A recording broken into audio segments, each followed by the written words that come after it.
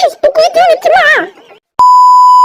Здравейте, мили мои същества, няма да познаете къде сме. Понеже вече една седмица нашата наркоманска баба Гранушка ни съсипва психиката, днеска аз съм решила да я съсипвам нейната. Тя естествено сега няма да дойде, защото знае, че и кроя план.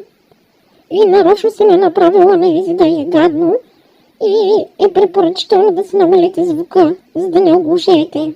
Few moments later. От 5 минути тук вися като супо и тая съседина накрая да дойде и сега ще видим какво ще се случи.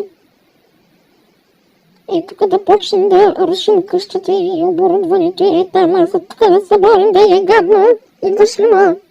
Ами по-бързо, няма време. Приятно ли ти сега да видиш какво ми на мен, Приятно ли ти? Те върти тук да отворим да не се заби в тях. Стой по-надалече, че ми решиш на пръч. Приятно ли ти, Да такова! И го много да пушим. Айде, по-бързо, нямам време. Се разправя с тебе. Айде, там тук са боя. Там да се припъниш. Айде!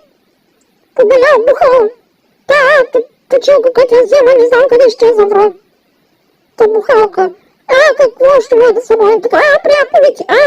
Приятно ли ти, бе? Не ме гледай се, едно се зависим от кокаин.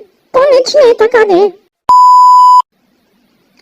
Припълни се, да паднеш тук да пукнеш. Few moments later. Успокоихме ли се? Да. Айде, стига ти толкова вече. За друг път да се научиш. Черен крокодил такъв.